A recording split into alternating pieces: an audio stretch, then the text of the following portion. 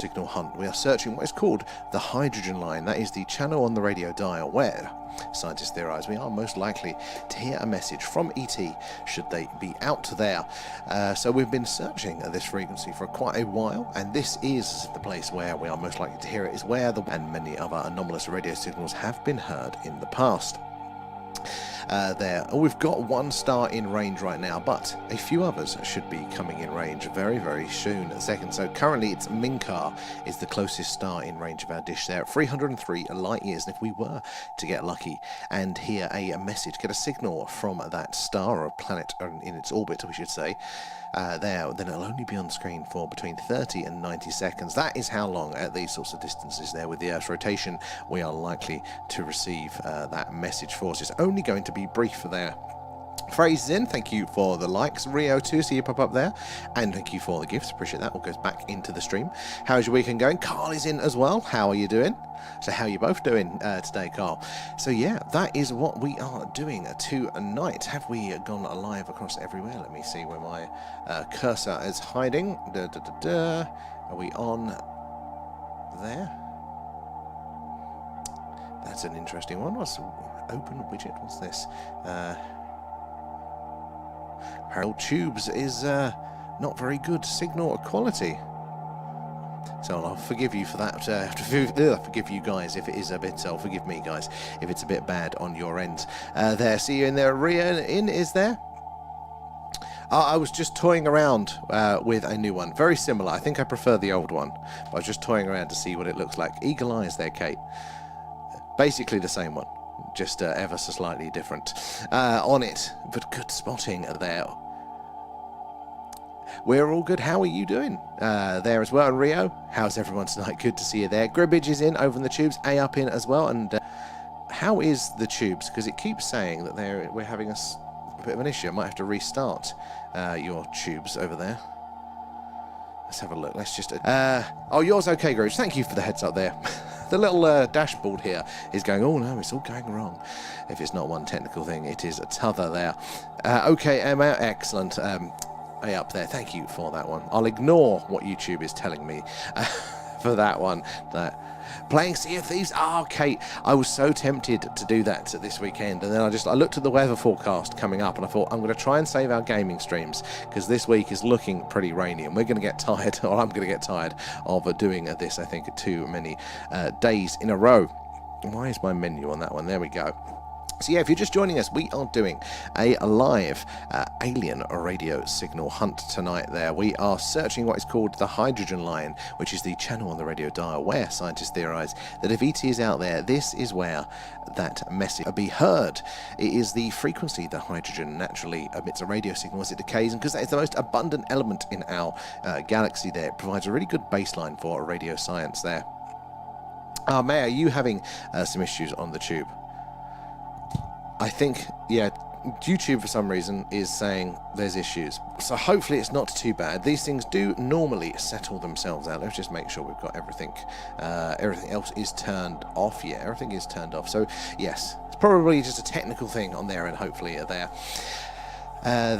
Where are we? So yes, the hydrogen line there provides a really good baseline for searching for what is going on in the universe there, what are stars doing, what's supernova doing there. It's that foundation for us to get all the other data from. So there's always going to be eyes and ears on this frequency, monitoring it for changes and things there. And if that is true for our scientists, it is going to be true for well there. So there's always, going to be somebody monitoring this channel, regardless of if you use it for your technology. As a species, we have started to come away from radio. We are far less noisy in radio than we used to be there, but we'll always, I'm sure, use it in some way, shape or form there. Carl and GWAC coming in with the gifts. Thank you, guys. And GWAC, nom nom nom. Thanks, thank you guys. for feeding Alan there, guys. It all goes back into the stream there, helping us improve what we do. How are you getting on with Sea of Thieves, Kate?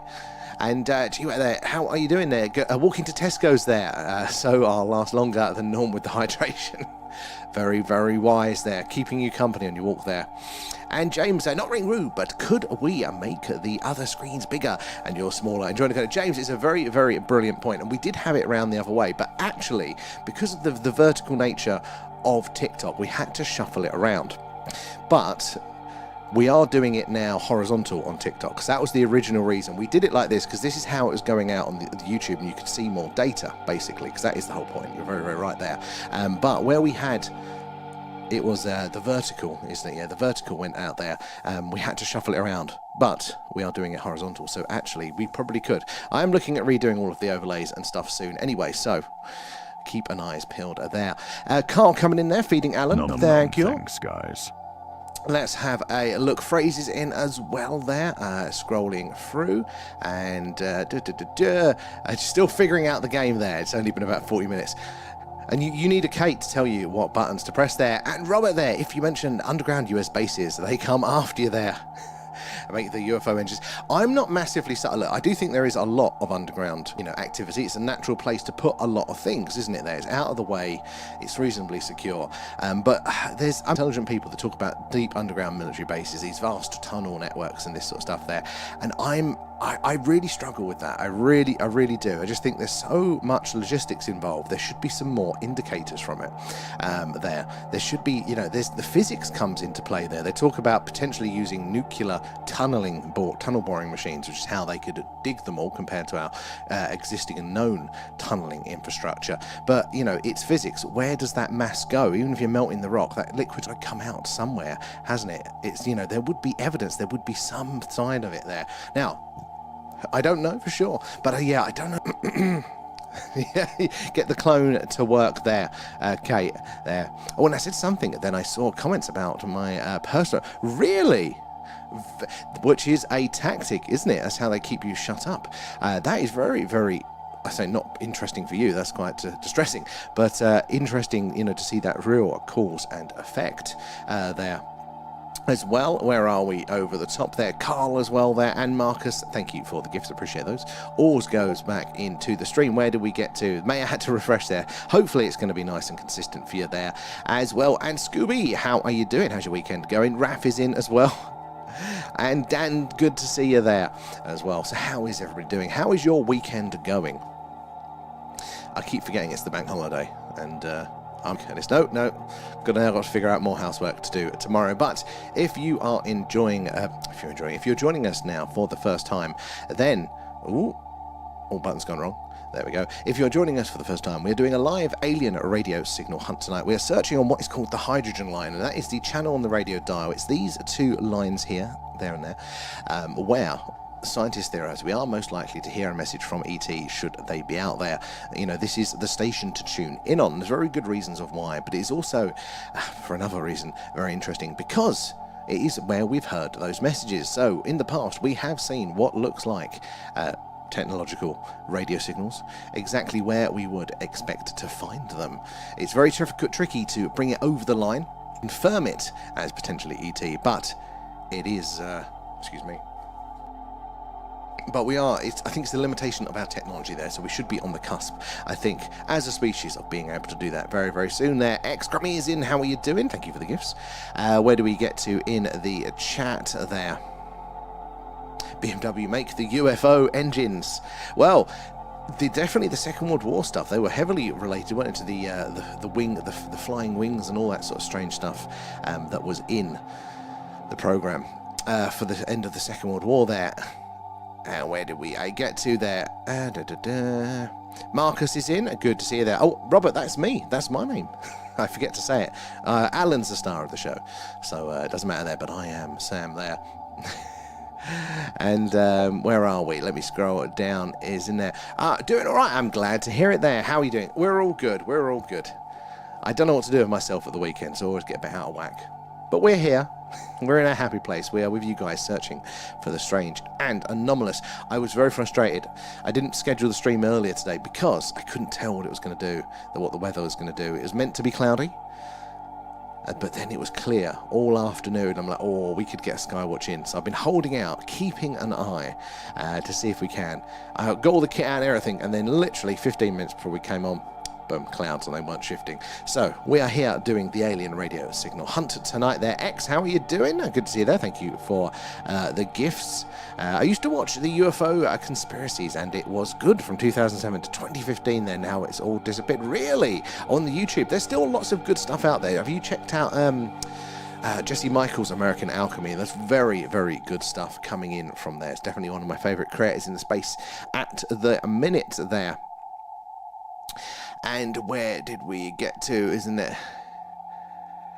Sadly, there is not a clear sky there, Dan. Sadly not. I was hoping, but yeah, but sadly not.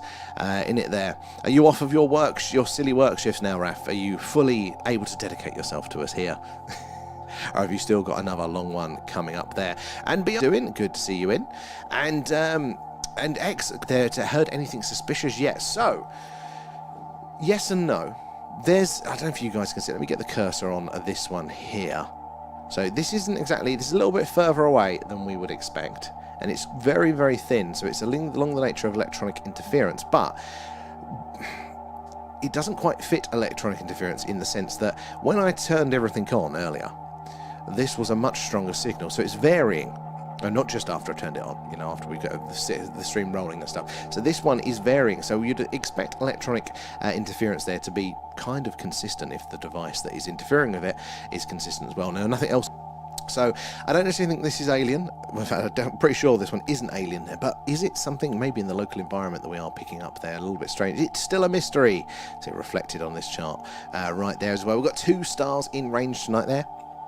The closest is Ginar at 165 light years away. So if we did get a message come up on the screen right now, then, and we do think it was from that star, then it would have taken 165 years to reach us here on Earth. They're an unidentified flying project. How are you doing? Good to see you in.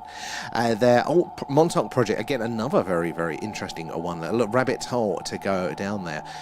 Where are we? Just got to settle the ferals there, Marcus. You're putting Kate's to bed as well. Let's have a look. Oh, check out Sir Danny Dyer's there. I won't believe it there. The alien peeking in the window is hilarious. So I'm about 15 minutes into it. I did start watching it, not last night, the night before. I have to pick it up now. The alien peeking I haven't got to that bit yet. Is it a setup or is it somebody's footage? Could be interesting there. And Cloaklaw, how are you doing? Good to see you in. Guys, if you're new here, do say hello. Let us know where you're watching from. How do you feel about the UFO, the alien phenomena? It definitely, to me, feels like that we are on the cusp of some form of official disclosure there. Now, whether everyone would believe it, that would be something, that's an extra step there, but some sort of official recognition.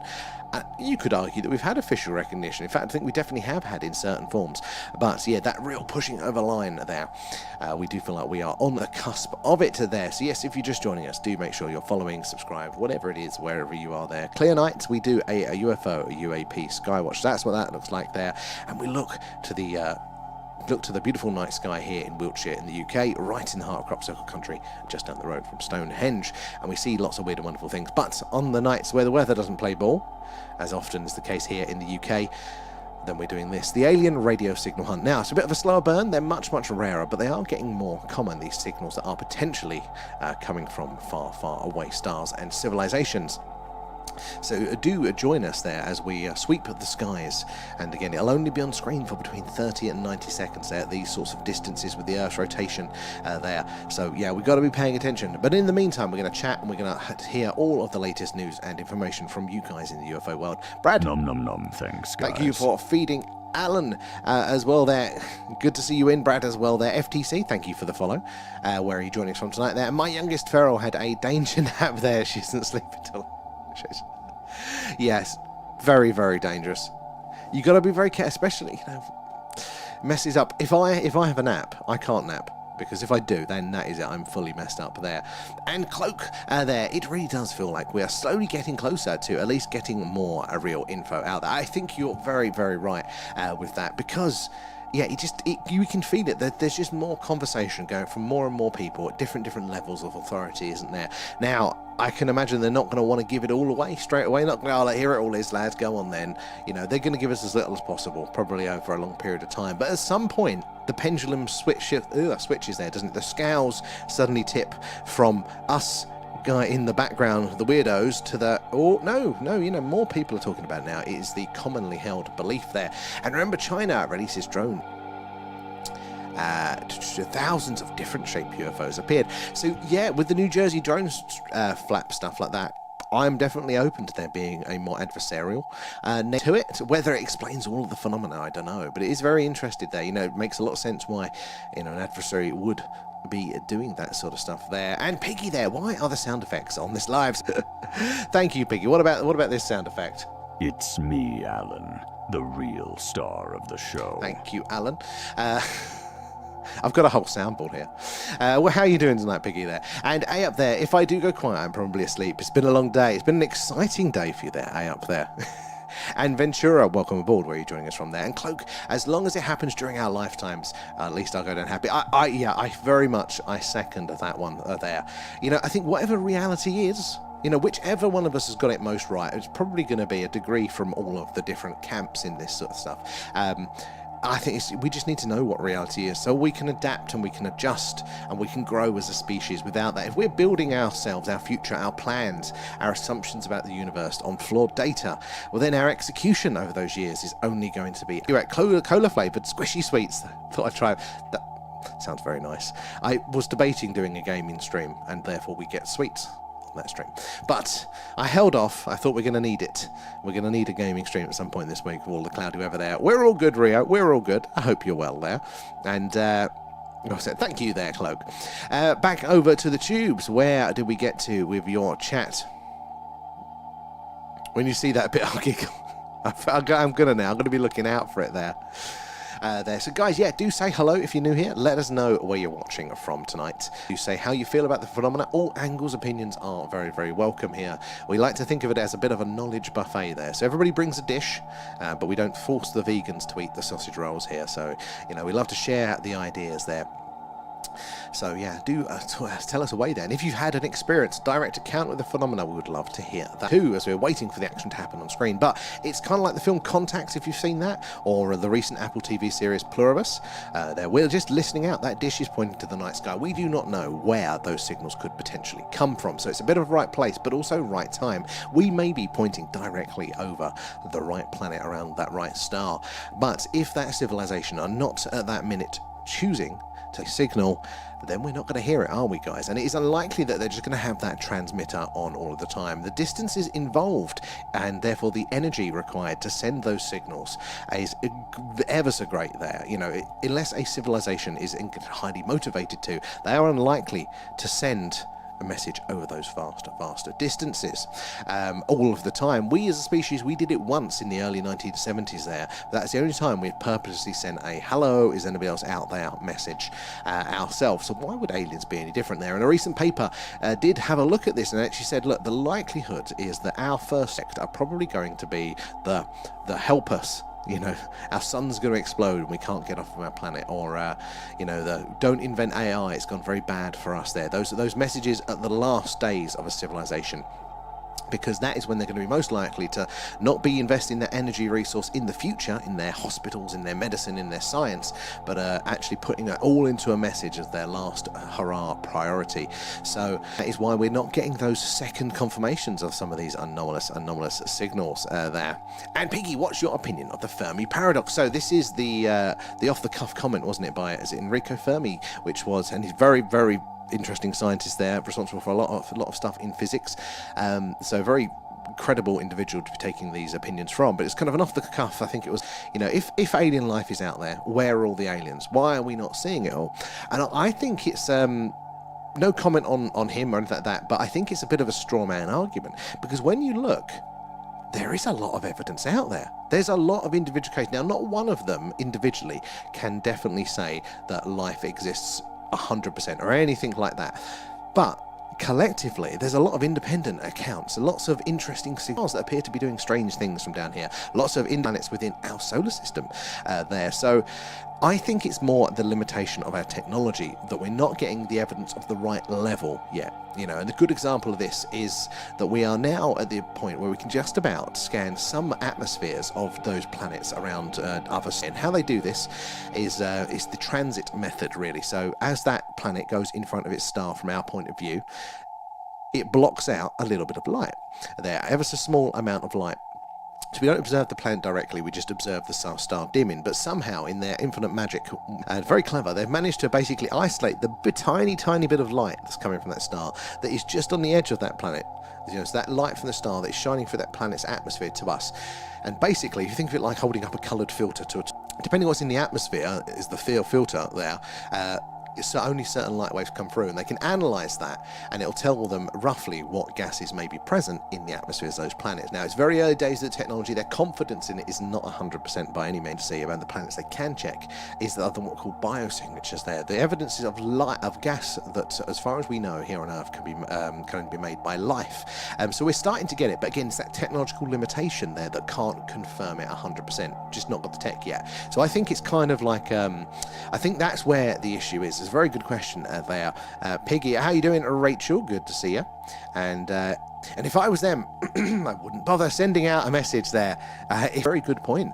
You know, why would a species necessarily want to send a signal? Again, we did, and we kind of do. There's big groups of us here that do want to send the message, but maybe if you can visit, if you have warp drive, if you can traverse these distances of space, maybe sending a message, that purposeful message, isn't your priority. It's definitely a possibility, but like with all of these things, I think if there's one alien species, there's going to be a hell of a lot, and that is what the evidence is kind of pointing to at the minute. And at which point, they're all going to be different temperaments, they're all going to have different priorities, probably far away from what we can understand, but it's going to be a range. So I'm sure there'll be a handful that do occasionally want to send those messages. But it's a good point there, Rachel. M to the C is in there, and Cloak, thank you for the follow.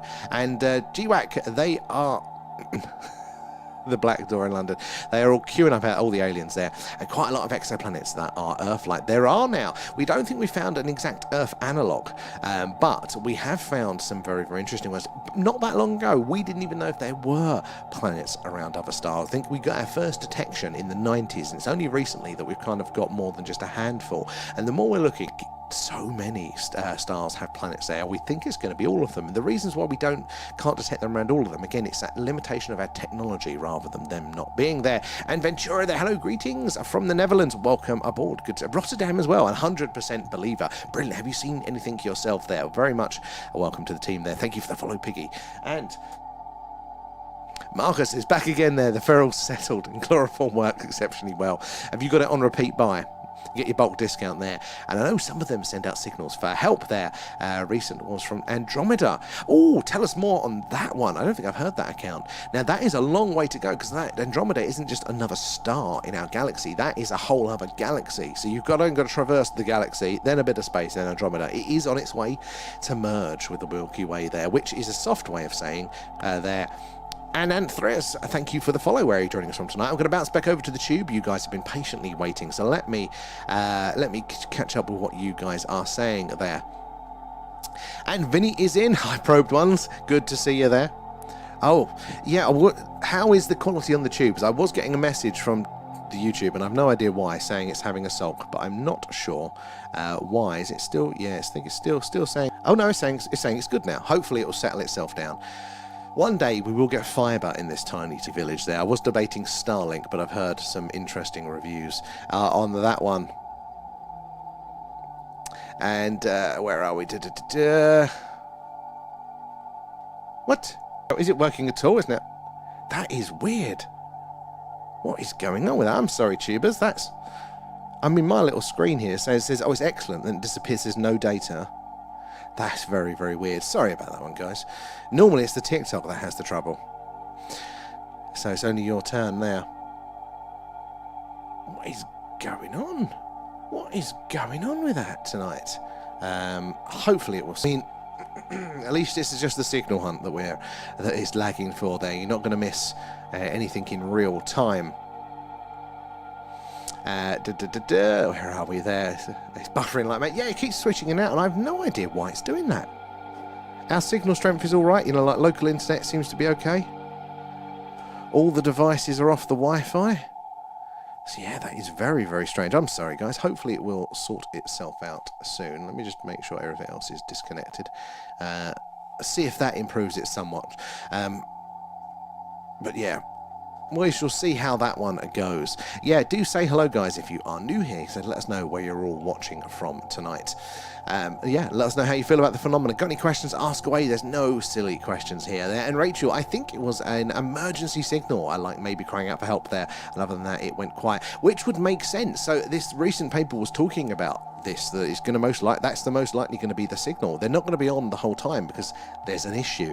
So supernova, as you probably heard there, when certain larger stars explode and sometimes turn into a black hole, but not always.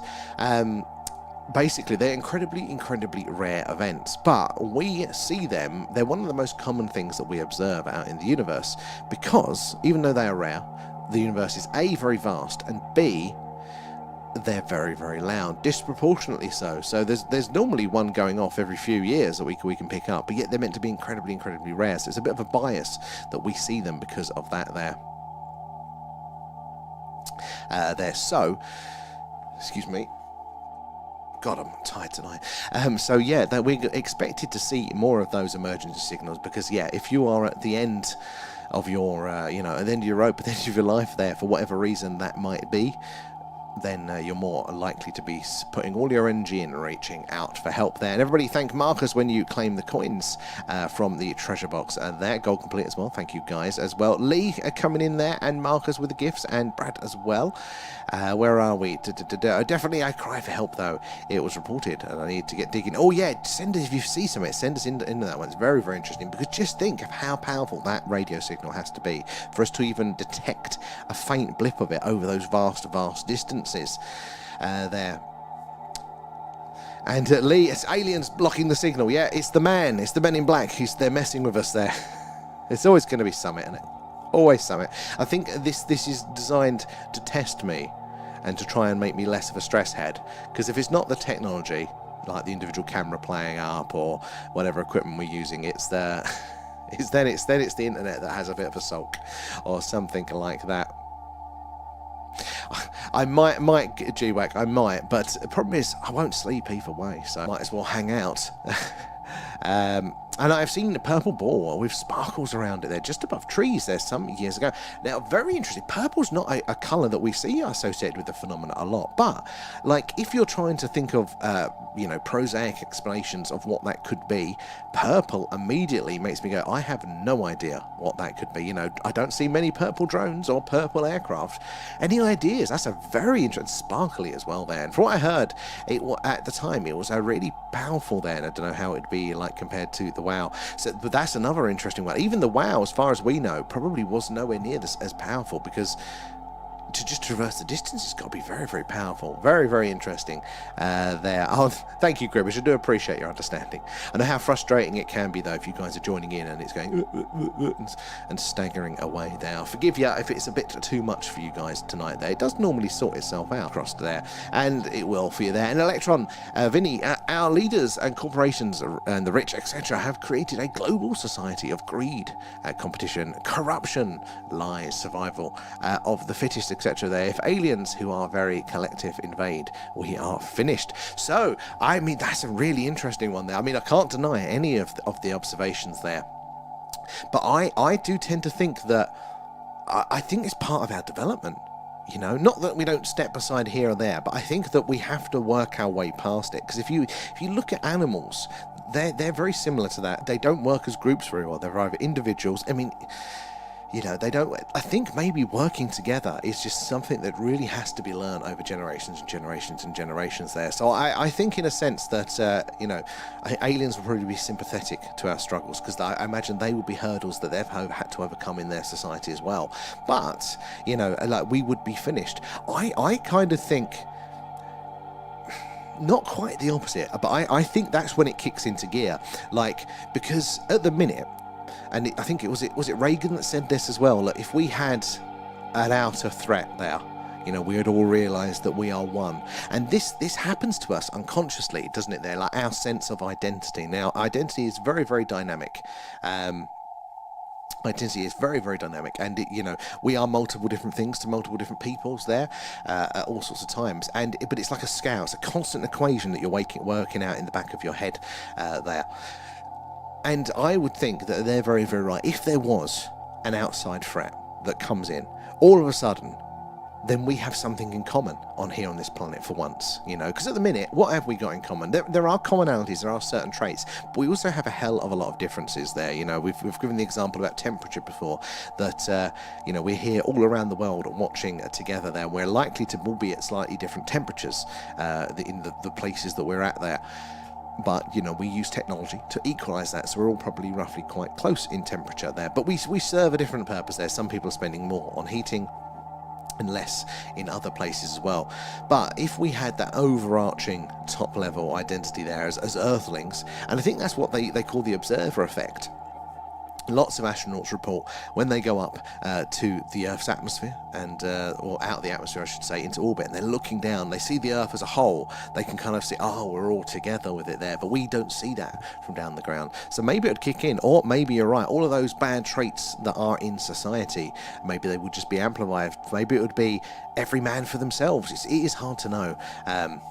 But yeah, I think human psychology is interesting. There was a spate of AI stories going around on TikTok when I first started the stream, and they were talking as if it was, you know, reading a history book from like 1,000 years time, and it's like humanity entering the galactic Federation or whatever it is, and aliens' opinions on humanity and how kind of savage but also how stupid we are.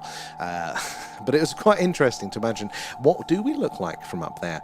What are the pros and the cons of those sorts of things there? And thank you for the hydration reminder there, Scooby. And just imagine NASA being given anywhere near Lockheed's budget, God, yeah, and all the cool crap that we would have up there by now. It's putting the money into the places, isn't it? And our priorities as a species. I mean, some people do think that we shouldn't be looking at space at all. You know, they think we need to be looking after our own planet, and that's a statement that I agree with partly. I think we definitely need to be looking after our own planet, but these things aren't linear. You do a little bit over there, you do a little bit over there, and sometimes you do a little bit less over there and a little bit more over there and all that sort of stuff.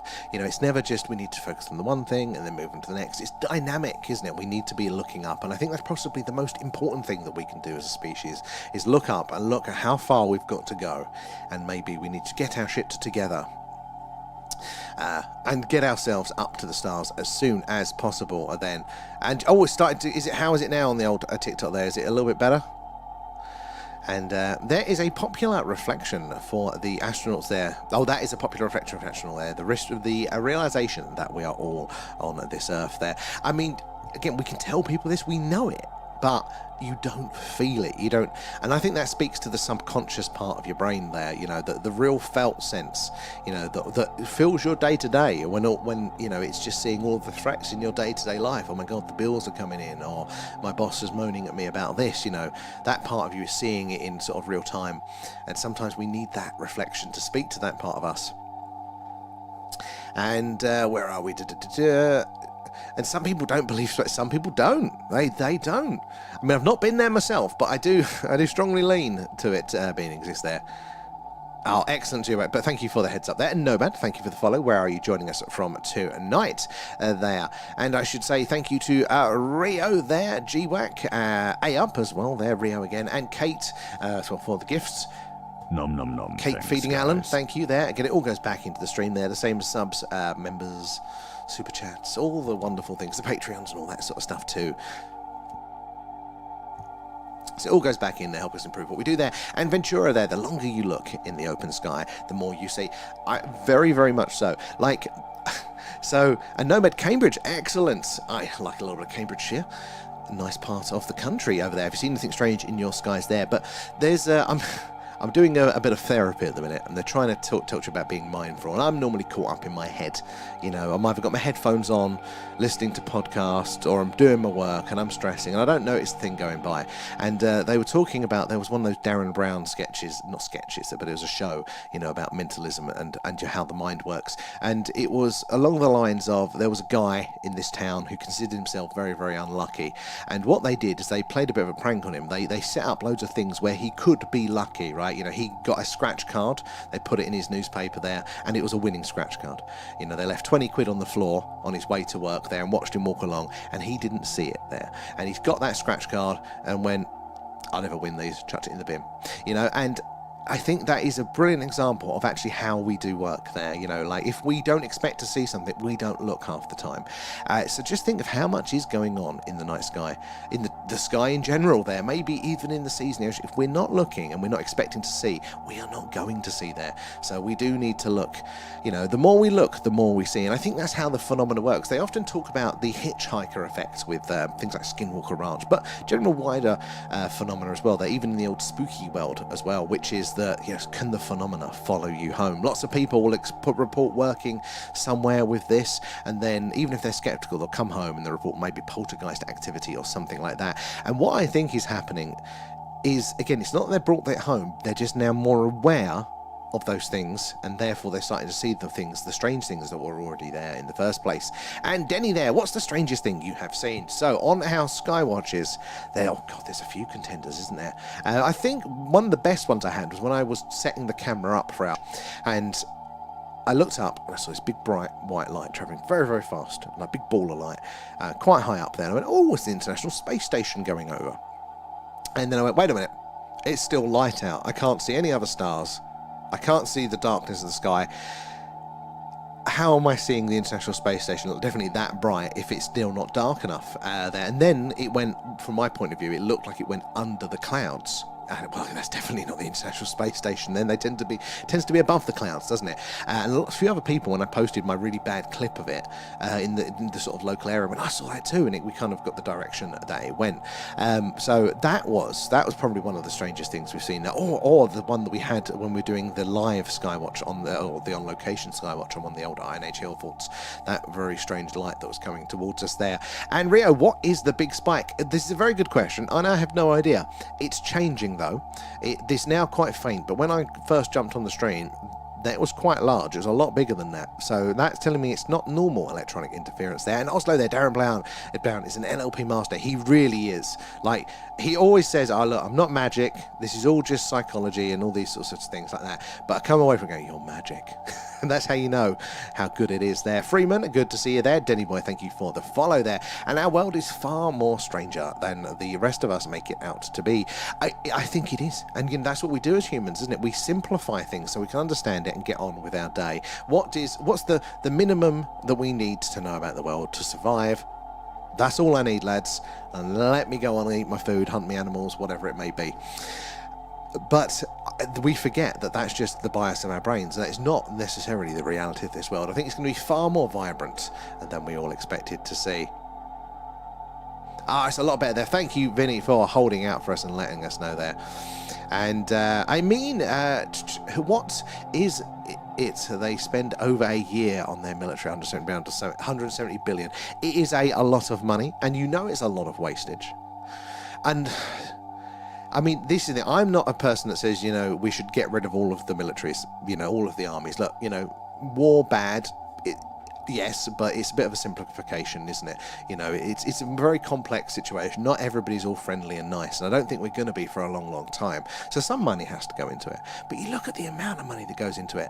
I mean, just look, though, at the wastage of large organisations.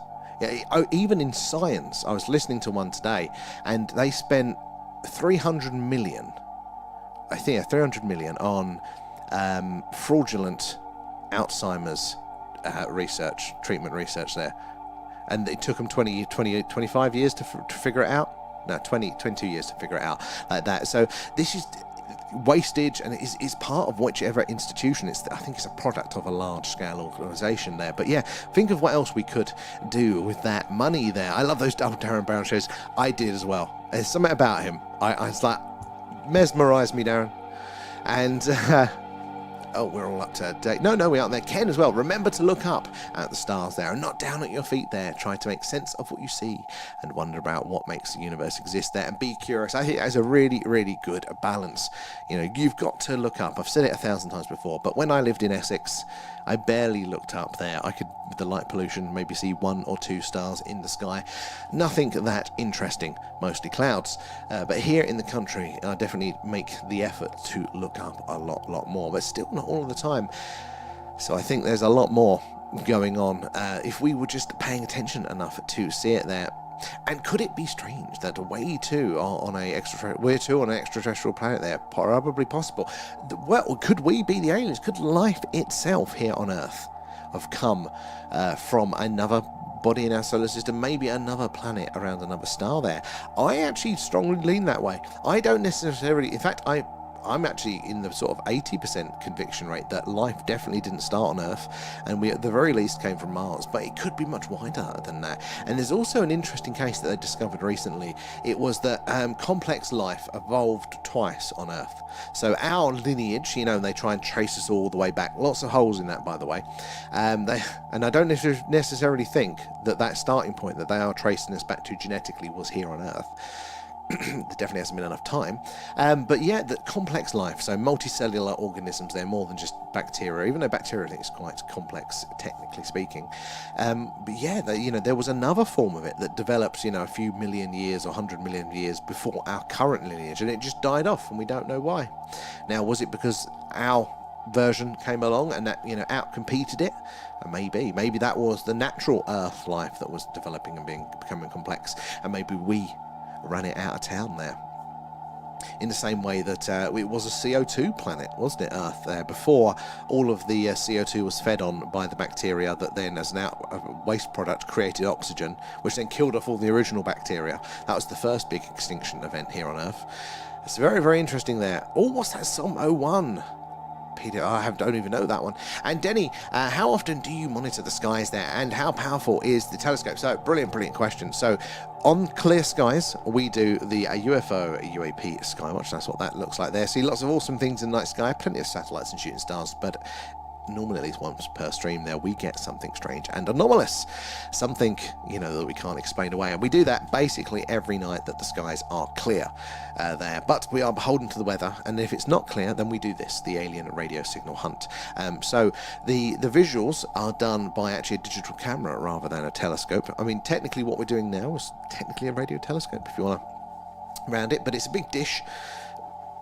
However big that is, just a bit more than that there, pointed up at the night sky there. So as the Earth rotates, our dish sweeps across the night sky there, and it's passing over various stars and their planets, which hopefully we're going to get one of those signals coming in. Now, it's a bit like shouting. Our chances of detection rely on a number of factors there. Most importantly, how powerful is the signal versus how far is it travelling. So if you think of it like voice, if your friend G-Wack there, loving the little Alan alien there pop up, thank you for that, so it goes back into stream. But yeah, think of it as shouting, right? If you and your friend are in a field and he's shouting at you so you can hear him, and then you move 300 meters back, he's going to have to shout slightly louder so you can still hear him there. If there's a road in between that's noisy, he's going to have to shout louder to get over the road. So there's a few things at play here, but essentially the dish is our ear. So the bigger that dish is, the more sensitive it is to subtler signals. So we don't have one obviously as big as those massive ones out there, but we still, with the size, it's quite large, so it's big enough to be possible for us to detect these ones there. Oh, Denny, you're from Essex as well. So I was from Basildon initially there, but I lived most of the time in sunny Southend. Whereabouts in Essex are you from there, Denny? And G-Wag coming in feeding Alan. Nom nom nom, thanks guys. Thank you for that. And where are we? Let me scroll up here. And didn't scientists spend millions trying to design a pen that works in space there and then come to the conclusion of pencil? That is, the one that goes round, isn't it? The Russians just used a pencil. And that's what happens. We're so siloed into their behaviour that they don't ever step up for air, get a bigger picture, don't share it with their friends, and they go, mate, choose a pencil, and we do this as individuals, but that is the downside of science, is it's very good at consistent, small, steady results. Very good at that, but it does take them quite a while. That's the downside. They tend to miss things. They're not very efficient, is the scientist there. Yes, we have an open mind about all things that we were brought here to live and learn. Could well be. It does feel like there needs to be a purpose there. And hello there. UFO pictures I'm looking for. So we haven't got any on tonight's stream, but if you catch us when we're doing our UFO UAP Skywatch, then you'll be able to watch it live as we're seeing those strange and anomalous things there. Loving the stickers, G-Rack. Oh, it's bedtime, Ventura there, but thank you for joining us. We'll be on pretty much every night here. So guys, make sure you're following. Then that way you get those notifications when we go live. It's getting closer probably to 10 p.m. UK time now, with getting darker later. But yeah, do join us. It is pretty much every night there. I'm very high on it, right, Rachel. You know, I do think it's, you know, most likely, actually, that panspermia is real. The idea that life is seeded, because that's how life works here on Earth. Why wouldn't it work like that elsewhere? As well, Bobby, thank you for the follow. Where are you joining us from there? And Harry as well there, guys. Good to have you in. Where are you joining us from there? And Damal, or you've got pictures. If you tag us in some of those, and then we'll definitely get to see them. There, George, Scotland as well there. Would you announce any sound signals live? So, yeah, I mean, we do this, you know, live now. So this is the live feed coming in. So yeah, if we do get a signal, you guys are all going to be able to share in on the discovery with that one. But it is, yeah, it's live, and we just clip it. There are places that we can report these things to, but what we really need is we need a partner with another dish that like this as well, that's directable, and then that way, because this is what science doesn't have, this is what they really need. We have plenty of anomalous signals, but understandably we need a second detection of that signal to confirm that it is coming from where we think we're coming from. So at the minute, as you can see down the bottom there where our dish is pointing, we've got 4 stars in range there: Ginar, Algrab, Kraz and Minkar there. So if we got a really good spike there that ticked all of the other boxes, we could, you know, correlate that it's probably from a planet around one of those stars. But for us to know that it's not actually a fluke satellite that's flown in between our dish and us there, you know, and we're getting that signal, or an error in the equipment there, you need to get somebody, you need to ring them up and go, hello Dave, yeah, point it at Minkar, would you? Are you getting this signal as well? And if Dave goes, yeah, I'm getting that signal, mate, then you know it's coming from the source there. So that's what we really need to confirm. But even the big telescopes haven't managed to do that yet. Again, lots of anomalous signals have been detected over the years. But what they've failed to do is get a second detection. Now, that is mainly because they don't monitor in real time. It takes them a very long time sometimes to get to the data, 20-odd years in time. So no wonder when they do point it there is no message to be heard. Sometimes signals have repeated multiple times and it's been recorded, but then they go to look back and it's not there after that. Chelmsford, I know Chelmsford very, very well there. And Jenny, thank you for the shares. Guys, it is those likes and those shares, the tapping away, all of that stuff there that helps us reach more and more like-minded people there like yourself. George, welcome aboard. Where are you joining us from there? And Ben, how's it been there? Good, any updates? Haven't been in the channel for a while. Well, welcome back. Yeah, we've had a good run. I hope you've been well, Ben. Good to see you. But yeah, no, we had a good run of clear skies. This week isn't looking as good. Hopefully there will be a few opportunities for a sky watch, but we're getting to that time of year where the skies are lovely and clear, and the colours of the stars are popping out there, but the sun is round enough that we can see all of the activity going on. Mostly satellites, but every now and again there is a strange one there. Exactly. Why couldn't or wouldn't it work that way? So this is the thing. We can look, can't we, Rachel, to this is how we know nature left to itself will work, right? We've got species and organisms for every nook and cranny, every niche, every environment, right? So why would that not be true across the galaxy? That's how the organic life spreads and seeds itself, so why wouldn't it be?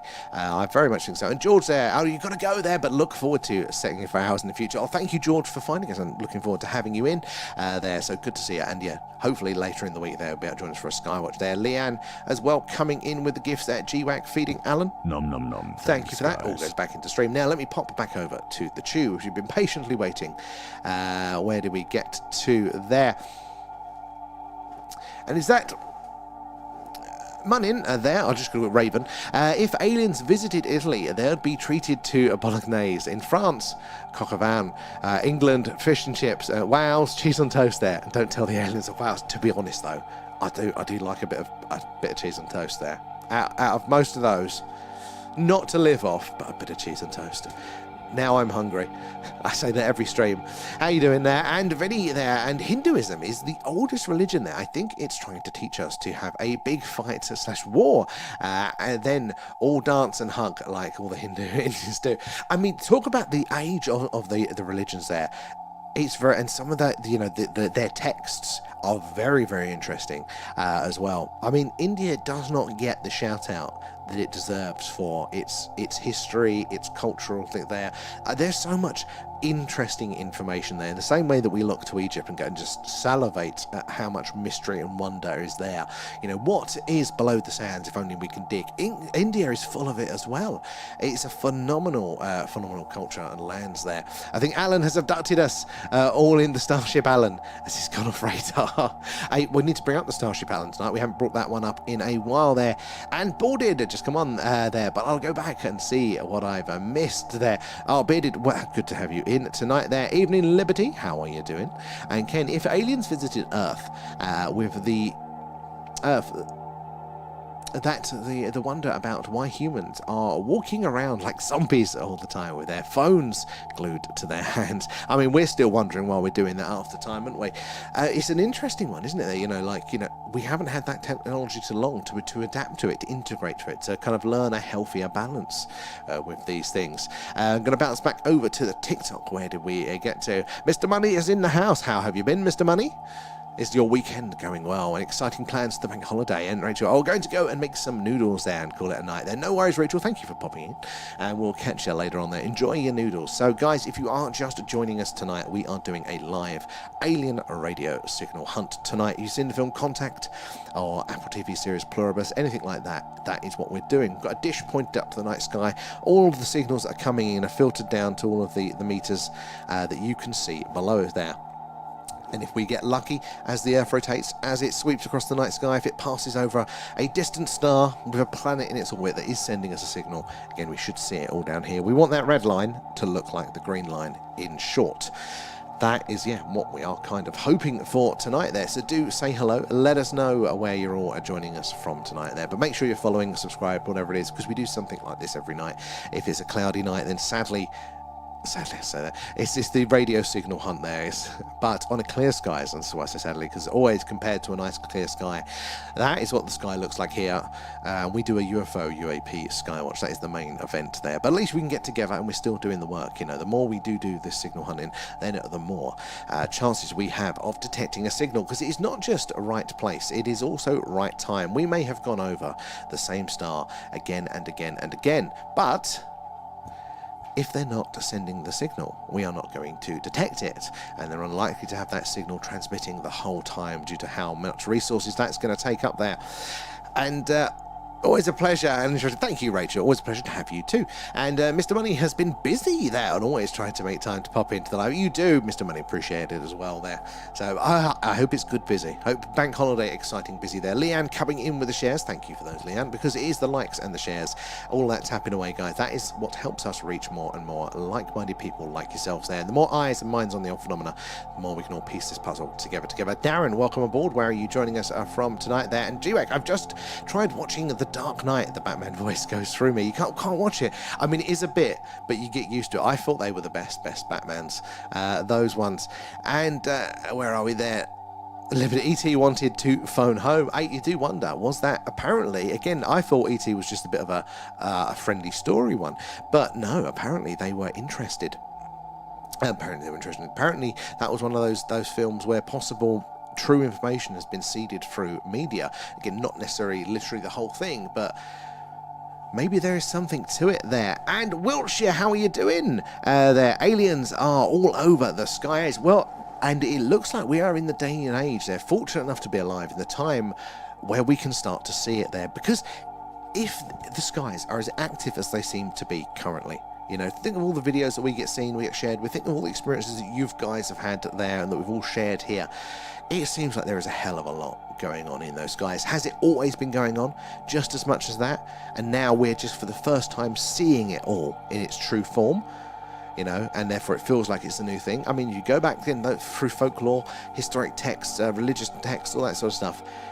It looks like the phenomenon has been going on for a very, very long time, doesn't it there? But what a time to be alive, where the skies do literally seem to be alive there. And Hinduism, everything has a god, and Buddhism is extremely close to Hinduism there. Nothing has gods, and enlightened Buddhas are just normal people there with knowledge to share. And even Einstein started Buddhism.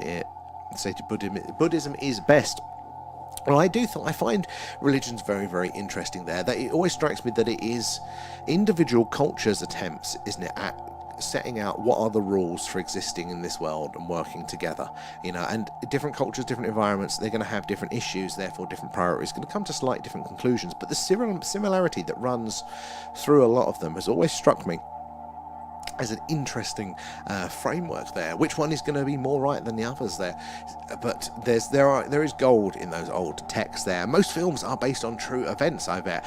I think there's going to be a lot of them there, especially Spielberg. You know, there are some of those things that do seem to kind of line up that we're learning now. Definitely you look to like Close Encounters and you go, how did he know all of the companies there that were, as far as we know now, all associated with the reverse engineering program? Because they had it, didn't they, on the set? The boxes all had the labels from, you know, Lockheed Martin Skunk Works and all this sort of stuff there. All of the contractors that work with, reportedly work with the phenomena and the reverse engineering side. He kind of hit the nail on the head there.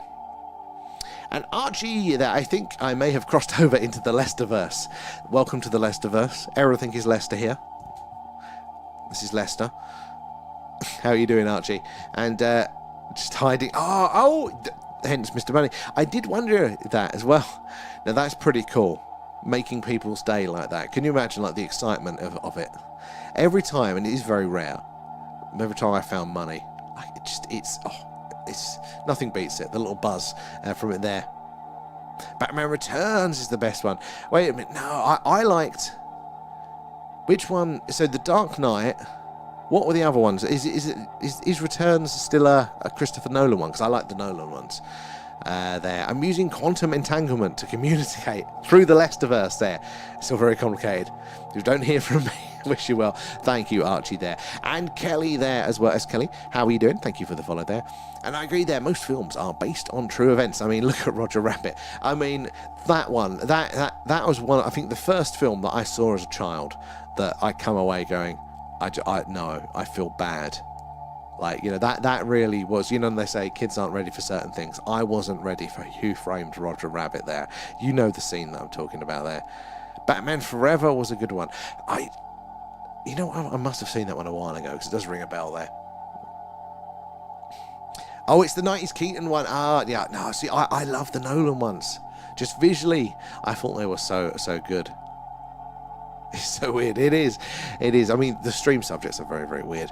There, and Beard, how are you doing there? I live in Swindon, and I'm always looking up there. I see so much, and I see a lot. About 500 metres, a light, no noise, and going in a straight line towards London. And I've even used my binoculars, but it's only light there. You can see. So what can it be? Well, that is the question. What can it be? Like, when we're doing our sky watches and we do see all of those anomalous things there moving around, acting strange, not fitting the category of satellite or shooting star or anything traditionally explainable, what is it? How do we take it from, well, that is not one of the known things, but how do we make the unknown known there? That is the difficult. It's the next step that we need to figure out to crack there. Is it ET waving as he goes by? Is it some advanced tech that is so far ahead that we can even conceive of what it could be? Very, very interesting angle there. What could they all be there? And 12 scientists out there working on top secret stuff there. Did they find free energy there? As anyone who has is there? Well, again, lots of people, you know, apparently working on these things, coming to conclusions over the years, and then something happens there. So, as you'd imagine, that always some shady business going on. But the recent 12 seem to be loosely, and some of them less loosely, correlated with the UFO phenomena there, which again is hand in hand with free energy. The way we think they may travel is by the theorized warp drives, and to achieve warp drive, you need a hell of a lot of energy. So they must have a magic way around that we don't have, which again is free energy, isn't it there? So no wonder they want to keep them quiet. It's very convenient, isn't it, that they say, look, we're going to start releasing it now, and it is the people that would be best placed to inform the public on the details of which are the ones that things happen to. So I think there's something going on there. Is it all 12? Probably not all 12, but I think there's something going on.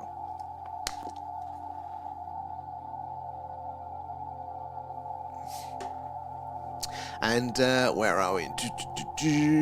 Oh, the frequency's got you there, GWAC. No worries, matey. Rest up. I might follow you at some point for that.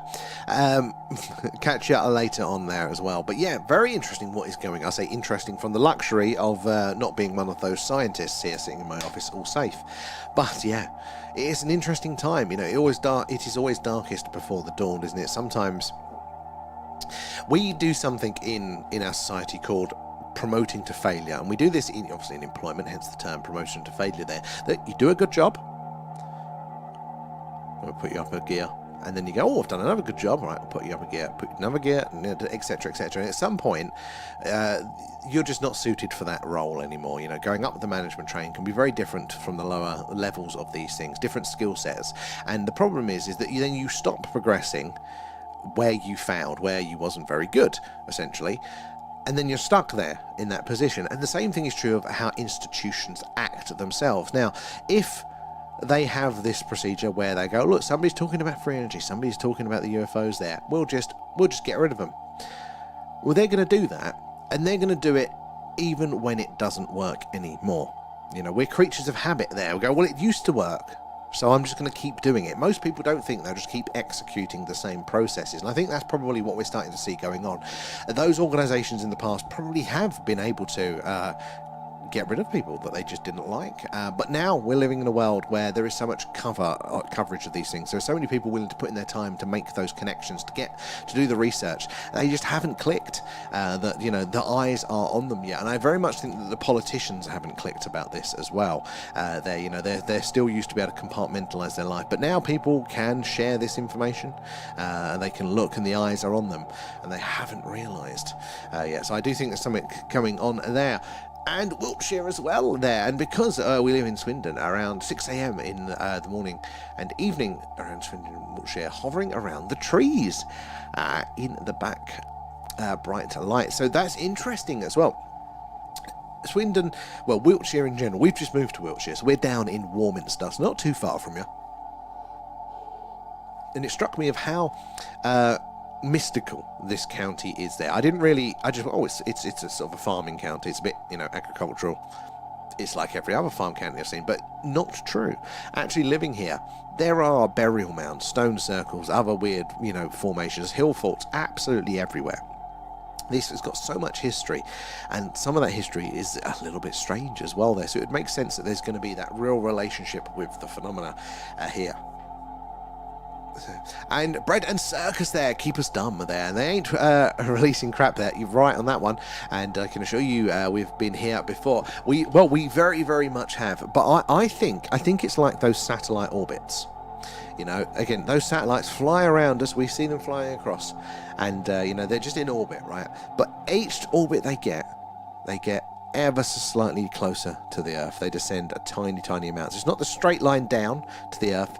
You know, they're spiraling down, but that spiral is so elongated and so stretched. But the further in that they get, the more atmosphere there is, which slows them down more, which means they drop more in altitude, and it becomes a bit of a spiral. And I think this is what's happening now. Like, I do not think for a second that they would voluntarily give us any more information. I mean, I know they're under a lot of pressure with all the other stuff going on, and look, what's the best way to distract people? With something that is genuinely more important than a war here, or billionaires being horrible people, all that sort of stuff. This would be a very good distraction, but they'd actually have to give us the meat from it. So I don't think they'll do it there. What I think is happening is that we are all connected ever so greatly now, just like we're all here tonight. We're all here now doing this live. This is live research into the UFO sphere.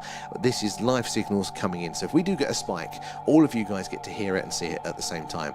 That you are able to share your stories with the wider community here as well. So yeah, we're just so interconnected now that the mainstream narrative of it's just crazy people or whatever it might be, just I don't think it holds up. And for them to keep propping it up, I think they're just giving us a little bit each time, just to kind of prop up the narrative, to stabilize it. You know, there maybe there's something, but we don't know what it is, and you know, they'll push it around there. And so I think inevitably it will have to come out there, just like the satellites just hit too much atmosphere there, and they do just all of a sudden start to burn up. And I think whether we're at that point now, is definitely very much up for debate there. But we do live in a world where so many incredible whistleblowers are coming out now, but it hasn't seemed to have pushed the overall cultural needle. Definitely within our community, and maybe our community is growing, and maybe certain other people like those US senators and stuff that are looking into it, maybe it's pushed it there. But that overall cultural, do aliens exist, the zeitgeist of these things, it's not quite switched it yet, but I do feel it's on the way. And Mr. Money, thank you for the heart, appreciate that. All goes back into the stream. And SS Kubrick, how are you doing there? Thank you for the follow. Where are you joining us from tonight there? And Sarah as well, good to have you guys in there. Do let us know where you're watching from tonight. So yeah, do say hello, let us know where you're watching from, and also how do you feel about the phenomena. Ask any questions. There's no silly questions here, so we'd love to hear from you there. But yeah, ask away, or tell us about an experience that you may have had yourself. How you doing, Oscar? Good to see you. So yeah, but that is what we're doing, a live alien radio signal hunt tonight there. We are searching the stars, hoping to hear ET say hello. We're listening out for a very particular type of signal, so we're not necessarily wanting to detect, ET talking to ET. We don't want to pick up the interstellar delivery orders, or maybe a message that a UFO may be sending as it flies past. We're not there for that. I mean, that'd be great, but we are here for a very particular type of message, which is a civilization which is purposely sending that message, reaching out to an unknown recipient there, saying, hello, is anybody else out there? And that's what we need to see. They are expected to be incredibly high-powered transmissions there, so therefore we have that increased odds of detection. And if you are looking to send a message to an unknown recipient out there, logic dictates, but to the best of our human understanding anyway, that this is the channel on the dial that you'd send out. Of all the different frequencies on the radio spectrum that you can choose from, this one here, there we go. Yeah, that is the hydrogen line, where there's going to be all the eyes on it, so it's the best place to have that message heard. And it is where we have heard those anomalous messages in the past. I'm going to create a video for you. Oh, thank you, Oscar. I'm old now. I'm very old. What mod did I try and do? I think it was like a controller mod, because I've got some USB accessories that I was trying to get to work for Kerbal. And yeah, I downloaded it, but it didn't seem to do the job, the bloody thing. So I'm old. I'm an OAP now. I can't handle technology. We might switch over to some gaming at some point this week, depending on how clear the skies are or are not there. But we have got 4 close by stars in range. So we've got Gina there at 165 light years, Algrab at 87, nice and close there, Kraz at 140, and Minkar at 303 light years away. So they're now in range, but that doesn't mean that our dish is pointing directly at their target planets around them there, because at these distances it's going to be a very, very small area there. We'll only know when we receive that signal. Oh, Rio, I can't stop being Rio. I'm the same tonight. I didn't realise I was so bad. I'm stumbling over my words. My eyes are closing.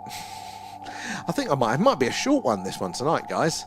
Sorry. I don't know how long I'm going to last.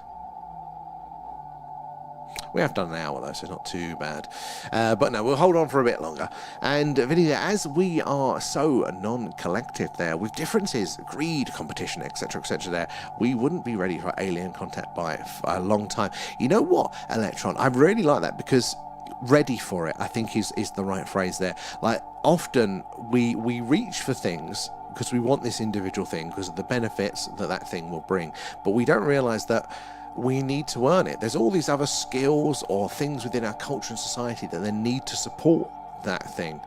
So, and I think in a sense, you're probably quite right there. So contact itself, maybe we're ready for, like receiving a message like this, coming from a star 1,000 light years away, where doesn't sound like they've got the technology to visit us anytime soon. No threat. It's just kind of a novelty. Just tells us that there is technological life, and more questions that are on the interesting front. Now, if there was visitation, as a lot of people have experienced here, and do lean to being very, very possible, then are we ready for that there? What are the issues around it? I mean, I think in a general sense we probably are ready in 2 ways. that we used to think, didn't we, in the 1800s, that Mars and Venus had life. We thought we could see those Martian canals. Sometimes we even thought we were getting messages from the Martians. So I think culturally it's not as flexible there, but the realities of actually having contact, having a relationship, maybe a trading partnership with an extraterrestrial race there, are we ready for that? And all the things that tell. I do think we have to earn these things. So I think you're very, very right there, Vinny. You know, again, like, we want free energy. You know, this is mentioned quite a lot, isn't it? That, you know, the free energy is suppressed. But maybe we're not ready for free energy, because free energy doesn't just power our homes. It blows up bombs. Energy is the core component to all of those things. Hence, like with nuclear technology, nuclear reactions for power heating, also nuclear bombs. It's the same bloody thing, pretty much. You know, they're very, very closely linked. So energy could, like that, you know, is our society stable enough to support anybody here having free energy? Or would the temptation by, you know, negative actors be too great, if that was possible, you know, to utilize it for bad there? And we ain't ready there, and we can't even stand immigration. No, but I think, again, this is like within our own. We forget, like we think we need to think our way out of problems, but a lot of the time, some of them are just practical. So I think that the reason we have our differences here on Earth. How you doing, Kevin? Aliens are already here. They may or will be there. There are lots of indications of that could be very, very true.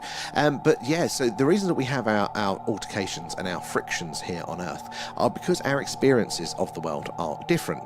You know, some people are in hotter places, some people are in cooler places, some people, you know, agriculture provides enough food, some places they don't. You know, some people have to import their energy, some people have to import their food. It's a different roll of the dice, no matter where you are. And we do share a lot in common, and what technology does is it basically levels out those differences. You know, I can use technology to heat my home, even though I'm in a cooler place than somebody else, you know, there.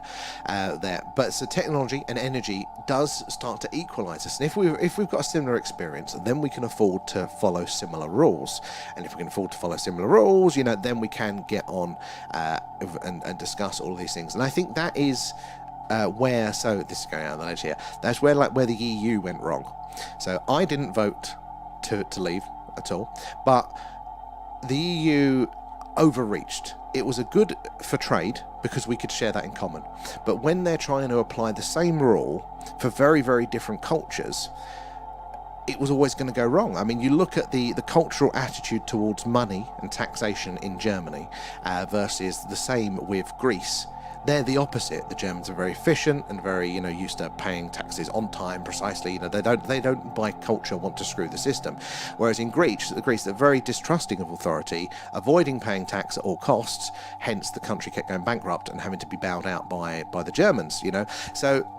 You know, it's water trying to level itself out there. But if there's always going to be a disparity there if your environments are very, very different. So we can only work together in the ways in which we do have those commonalities. And again, as we progress, we do share the commonalities. But it's not just having the rules. And it's not just about the rules. They're part two. But we have to be able to afford to follow the rules, don't we? So, but I think we have to earn it. That is the thing. We have to figure these things out. We have to develop these things. If we suddenly put free energy in now, yeah, we could equalize everybody's experience, couldn't we? And therefore there. But we'd also, are we skilled enough to not turn that into a bomb? So, I really love that one, Vinny. Hit the nail right on the head there, you did. And where are we there? And Agent X, that senator said that they were here and breeding to make hybrids there, but Trump distracted with the... Really? Is that what the senator... I heard there was a senator saying there's some disgusting things or some interesting things. Very, very interesting on that one there. Sean Ryan show admitted about hybrids too. I mean, it's funny, isn't it, that that's what seems to be the subject of the new Spielberg film. The hybridization is, you know, touching that, the psionic connection, all of these sorts of things. Is that what they're trying to slowly release? So we have a foundation of things there. And aliens have been here throughout the Bible. Very, very right, Kevin. There, look, we look back to folklore, religious texts. Doesn't matter which one.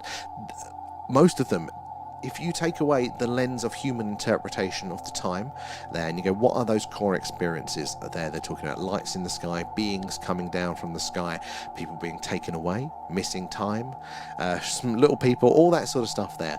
It's all the same thing, but described and explained as potentially different reasons. It's very, very interesting, I think, there, that this phenomena could be with us, could have been with us the whole time. And then what does that say about it? You know, does that then match up? If that phenomena has been here, acting in a very similar way since year dot, does that still fit the explanation of little green men from distant planets? What would the agenda possibly be if that is true? So I find it very, very interesting there. And don't be distracted from disclosure. That is what they want, very much so. I do think so with that. And I think we should all see disclosure at the same time. X, I'd love to. I did have float this idea. See if we'll book a cinema out and we'll do that as our get-together day. Because that is close to... What day is it? Is it June the 20... Is it 21st or 26th? Hold on. That is out. Because I think... that one. There you go, find a new tab. When is it due out? Oh, it's the 12th of June. Okay, that's a bit closer. Damn, that's a little bit close. Because that was near our anniversary. I thought we could tie it in with that.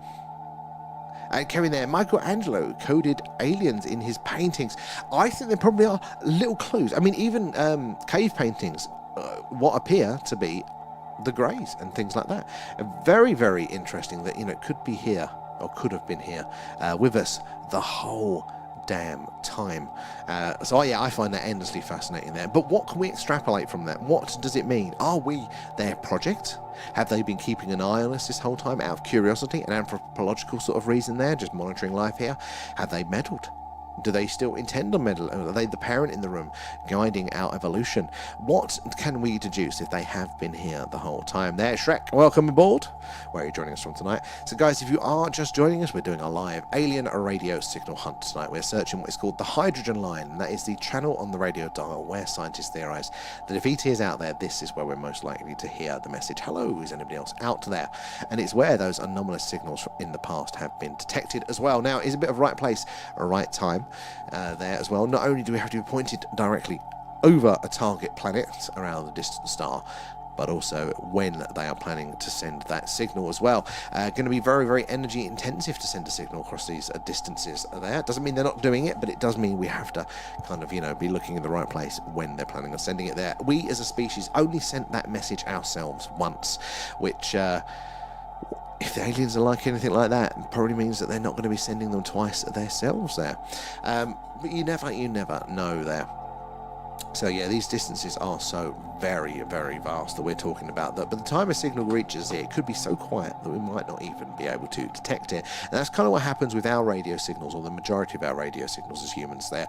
There's lots of, you know, it's in popular culture, isn't it, that the aliens will detect the first signals from us, which would be, you know, Hitler at the Olympics.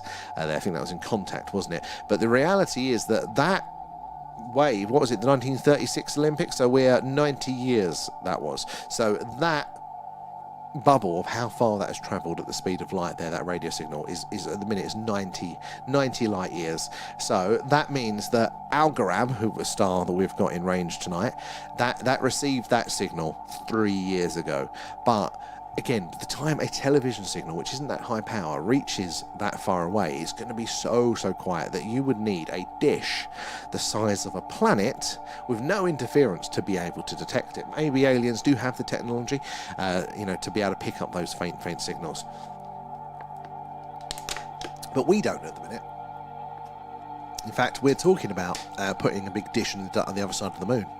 So we don't get any of that interference. We have the chance of maybe picking up the faint signals. But, you know, stars like, you know, Proxima Centauri, which is, you know, 4.2 light years away, now that is possible to detect those signals. And you know what? They have apparently detected some anomalies that appear to be coming quite regularly from that system there. Again, very, very close by. I can't decide if I find that absolutely amazing and fascinating that there is apparently life, or potentially life, around our closest stellar neighbour there at the same level, maybe more advanced, but at the very least at the same level technologically as us, or is it absolutely terrifying there? And Electro on there, Vinny, I rewrote Star Trek for the present timeline there. Humanity, the final destination. And this is the continuing chaos of the human race there. Sometimes we like a little bit of chaos there. But no, you're right. There is, you know, are we ready for those things? You know, I tend to think that it's going to be, we're going to repeat ourselves here. Like, you know, we will at some point sort our shit out here on Earth, you know. But then it just goes to Mars, and you know, goes to the solar system. You know, we are going to have the days, right, that, you know, we're going to have piracy again, if you think about it. You know, how Europe and the old world tackled the new world, and, you know, sending those ships across on those vast dangerous voyages to the colonies there on the new world. We're going to have that again with those planets within our solar system, and then when we sort that out and when we all homogenize there, it's going to be the interstellar to those other star systems. You know, and again, it will play out again. You know, you'll have piracy, you'll have nations. You know, originally those nations be colonies, and then they'll get sick of their you know, their parent you know, yeah, they'll get sick of Earth and go, well, you don't reflect our experience anymore, or the things that we care about here. You know, you're just using us, and then they'll go independent and blah blah blah. And history will repeat itself. And I think we mentioned this on the other day as well. But there will be a space Titanic. It will repeat itself. You know, the early days of crossing those vast distances, you know, there will be vessels, and somebody will not appreciate the sheer dangers of that, and they'll underdo the lifeboats. There will be a space Titanic. There'll be space pirates, there'll be space Titanic, and you know what? It'll happen all over again when we get out of the solar system and onto the interstellar lines there. Oi, oi, how are you doing? Good to see you in. Thank you for the heart. All goes back into the stream there. We can just scale these things up. There. But maybe there's a part of it that maybe that's just how it goes. Maybe that's how it needs to go. I do like the oh god, what was it? What's the Isaac Asimov series? Foundation. That was interesting. You know, like you know, I need to finish the series on that one. But you know, the idea of how cultures can work across these vast distances, because it's also, time isn't linear. We experience it as linear, but when we look to space, I mean, immediately, even at the distances of Mars, you can't have a real-time phone call with Mars. You know, if we had a colony up there, is it like a 6-minute delay or something like that, or a 5-minute delay there. Hermetic, how are you doing? Good to see you. But yeah, it does. I think it's cool. We've got to look forward to these things as interesting possibilities, isn't it? But yeah, you wouldn't be able to have a real-time call just because of the delay. You know, the speed of light, sending those signals, there's always going to be a delay. So we're going to have to get used to kind of going back to letters and things, you know, waiting for the reply. Unless we can do something like quantum tunneling, that is, you know, some sort of quantum property we're not yet aware of. But anyway, my point is that we're so crammed together here on Earth that we don't have a good understanding of time, how we treat time. You know, oh, you know, like you guys, wherever you are in the world, I know that if I tap my head, you're watching it pretty much live, you know, that you're doing something at that same time. But that is not true over these vast distances. In fact, we've heard about, you know, gravity slowing down around black holes and things like that, and relativity. But time is less, it's not the plus or minus from a baseline like we treat our time zones here. Oh, you're plus an hour from universal time or Greenwich Mean Time, or you're minus 2 hours, whatever it is. Actually, time is more like weather. Sometimes it's a bit slower over there, and sometimes it's a bit faster over there. But in the same way that it might be raining where you are doesn't mean it's going to rain where I am in about 2 hours' time. It's not in that linear fashion. So to get our heads around that, if we are going to occupy these vast distances, then maybe we just can't be connected over those vast things. Maybe there just isn't enough in common. Maybe we can't, if we can't have time in common, maybe that is that limitation for civilization. And Hermetic, I'm glad you are good. Good to have you in there. And Kevin there's alien beings on Earth. In colleges there, universities are being fostered by military parents. Interesting. You know, so much is that I don't know. I haven't heard a lot on that one. But I wouldn't write it off. You know, that is it. You know, it is definitely possible. You know, if there is something like that going on, then, you know, if aliens are here on Earth, you know, if there is a hybridization program, then yeah, that sort of thing, definitely. So I'm on board.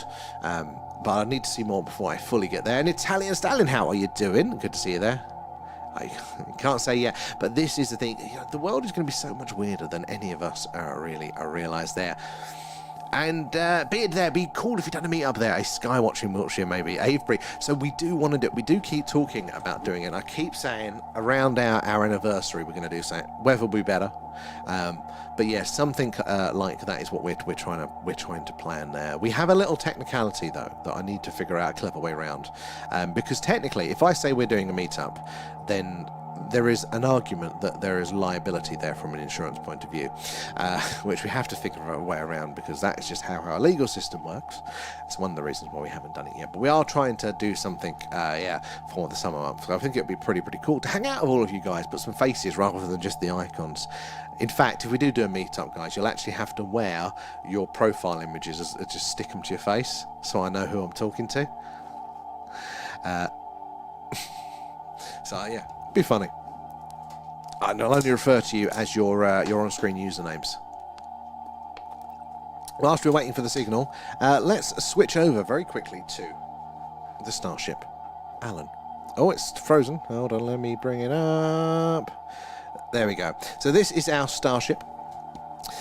Don't worry, we can still hear the signal in the background there. This is our starship. It takes all of our Patreons there, the information from those guys, and then populates you on the starship. And then, you know, you get on with your jobs. Can you find yourself Patreons in there? Look, Mayor is up in the conference room, and I can see Raf down in the shuttle bay.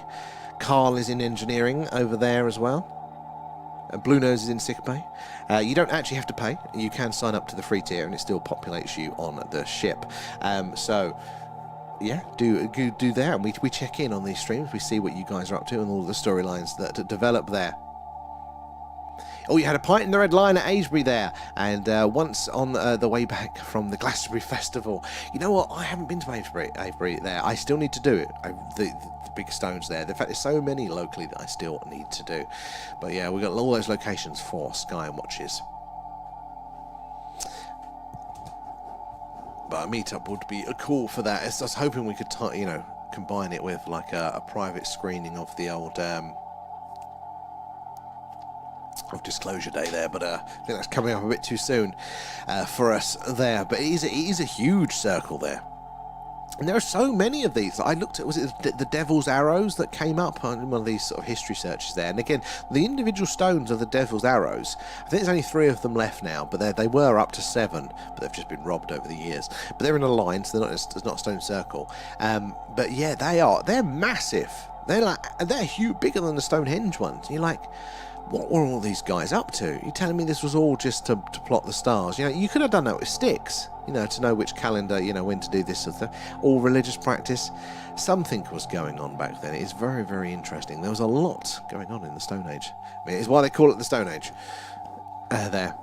You asked AI if Earth frequency was used via a crystal radio set into a Tesla. What's that? A biflare? That coil with a biflare core. Feedback on what would be the result there. And AI stated overtly would be over unity would be created. And be careful. Over unity. What is that then? And the overnight as it could become powerful. Oh, I mean, that sounds very scientific. I don't know what the over unity is there, though. So tell us more on that one, Vinny. I want to hear about that one. That reminds me of, what was the name of the guy that thought he had done some sort of teleportation device there, and he'd made a version of a Jacob's ladder, but was he using lasers or something there? And that's a sort of an electronic effect where you get the sparks that kind of make a ladder shape between two poles. Known about for a while, but he used lasers or something to build this Jacob's ladders, and then it turned into like a teleporter, like you could chuck something in it, and it was an Art Bell, and the guy actually did sound quite legit, and over years people invested in him, and he built bigger and bigger versions, and then he kind of disappeared for a while. And very, very interesting story. Like one of the more interesting cases of people, without the support of big labs, just the mad scientist actually doing the work and potentially coming up with something really, really interesting there. More out than in. Oh, Jesus. But yeah, you could see how that would be dangerous. Brilliant possibility, but also the danger. This is the thing, isn't it? Be careful of what you wish for there, because if we've got that power, somebody else has it as well. Yeah, and as we say, energy is neither good nor bad and can be used for both. Like over here in the UK, we don't have, in private ownerships, and a lot of my friends have gone, well, we should be like the Americans, we should have access to that. And my core response to that is, look, I like that, but you go, think of your insert stupid friend's name, right? And then not the ones that are suggesting it, but you pick someone that they know that's the stupid friend, and you go, if you're allowed, then so's he.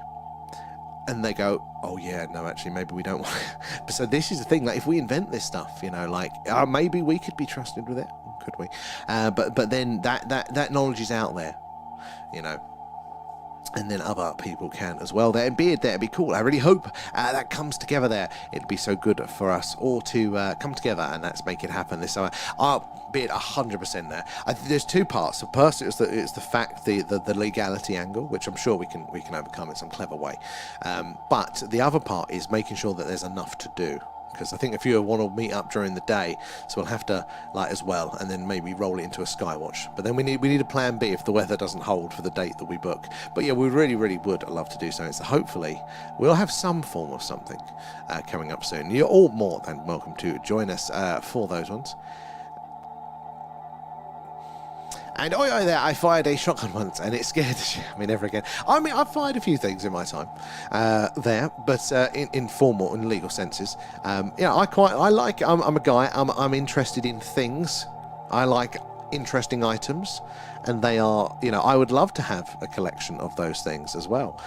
But I know how many of my friends would have got into trouble immediately with that. So I think although the total flip of that argument is that we're not necessarily responsible for the inventions that we do come up with. Oh, night, Brad. Yeah, it's going to be a shorter one for us. I think we're probably only going to do another sort of 15 minutes there ourselves, but we'll catch you tomorrow for that.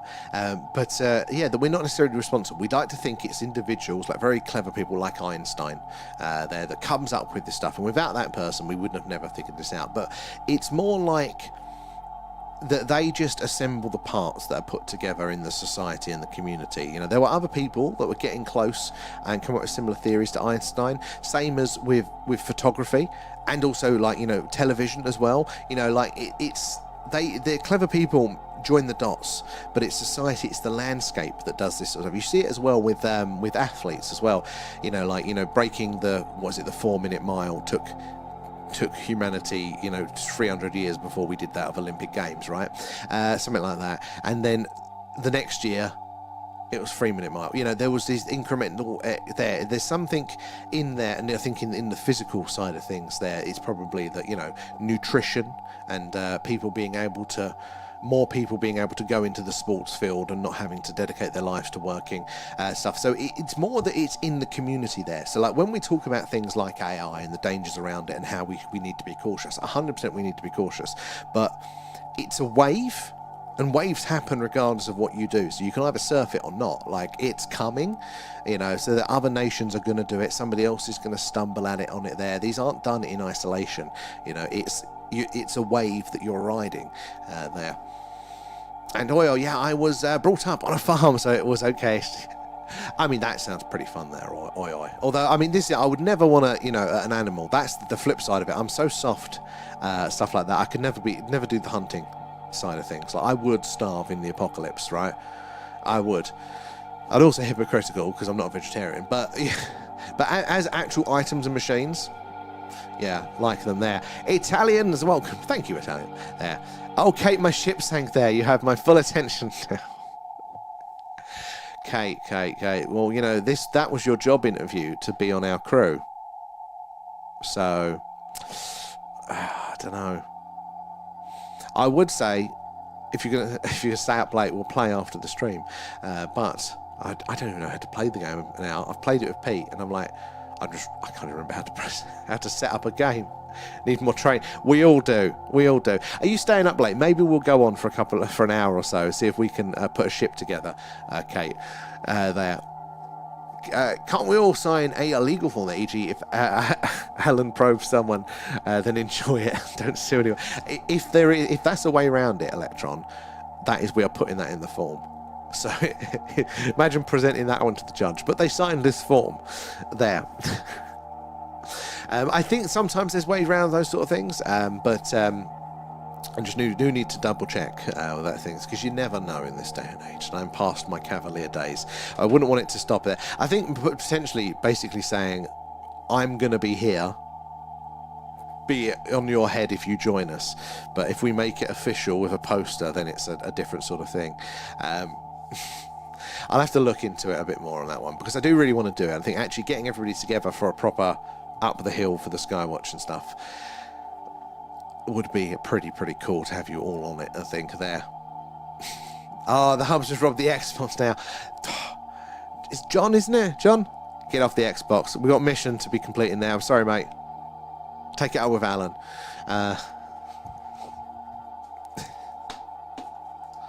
You got me thinking about Sea of Thieves now. I was debating that tonight.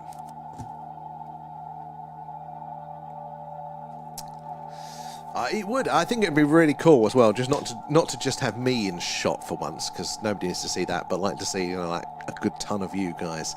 God knows how that would work, audibly. And Lonely, how are you doing? Good to see you. It is going all right. A bit tired tonight, and sadly no sky. There is a chance that the skies might be clear enough tomorrow, but it's not a good chance. So, well, let's cross our fingers and hope we can do another Skywatch then. Oh, Andrew, why did I get John from them? If I join going in at any point, you'll have to remember it, because it's his gamer tag there. I will now. What, you think that's his name? You should know your husband's name there, Kate. Or Andrew. I've got to get off the Xbox now. I'm glad you are there, Lonely. Oh, to invite others in. Yes. The panel, just 2 clicks, just in, and then 2 people below hugging. Let's have a look there.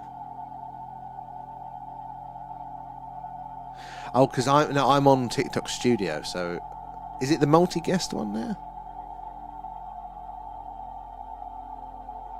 Is that multi-guest? We still haven't tried that one yet. I'm nervous on doing the lives with those ones.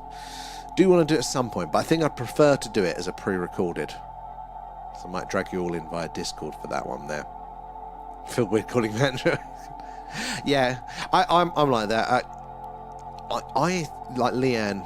If I'm referring to her to you guys, it's Leanne. But yeah, it's weird.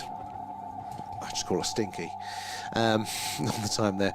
But my name is weird. Like, I don't know if anybody else has this. It's weird that I do not associate at all with my name. Like, you can say it and it sounds like somebody else's name. Never felt a connection to it at all. Italian there. I heard some prominent UFO guy passed away. Yes, there is, but there's been quite a few actually. Quite a few in that world. Isn't it like 12 people that are connected either through science to anti-gravity there or directly to the UFO world? It seems very much like that it aligns with, you know, we're going to announce the stuff, and then the people that would be best placed to answer the questions that come up from that are, you know, being disappeared some way. So it feels like there's something going on there. Pink and blue icon sets it up automatic there. I don't have a pink and blue icon. Oh, wait a minute. On my mobile I do. Oh, I can request to join on that one. Okay, so that's how you guys come in, but I don't know how to do that. I'll have to figure it out on it. And Oscar there, yeah. When you do get off the live there, is there any chance I could talk to you after? Or possibly, what's the time? Yes, Oscar, yes there is. I don't know how. I'll be on the messages, we'll figure it out after then. I will have a bit of time there. Go AWOL. There are missing. There's some that are, you know, are suspiciously dead, and there's some that are potentially self-inflicted there as well, or meant to be self-inflicted there, but it does look suspicious. In Discord or TikTok there, we need you to quickly test something so I can make sure. Okay, yeah, we'll check that one out afterwards there. And Oh, plus the guy from Ancient Aliens as well, yeah. So was he connected there? Was he a little bit closer to things there? Server works. Ah, okay. I still haven't downloaded the mods and stuff there, but we can try. We can try briefly. I'm sure we can carve out a few minutes. I haven't done Kerbal in ages. I do really want to do Kerbal again. Well, in fact, I think what I'm going to do, excuse me, is I'm tired anyway tonight, so I'm going to come off for now. But we will be back on tomorrow there, and we'll tackle the Kerbal thing then when once I've got up and had a after the stream there. Oh, and the guy from Ancient Aliens was director of a propulsion. Was he really? Now that is very, very interesting there. It makes the connection even more interesting there. And Sophia there, thank you for the follow. Appreciate that. Good to have you in there. Set up there, so called and teach you step by step. Thanks. It takes like 6 steps. I'll still get it wrong. Oscar. But we'll give it a crack. So yeah, guys, thank you so much for joining us, and we'll see you all tomorrow night. We're not shortchanging too much tonight. Only 20 minutes there. But thank you everybody for joining us again there and supporting it each which way there. Again, it's very, very much appreciated. Just hanging out and all that. But yeah, we'll see you all tomorrow there. So bye bye, guys. Bye.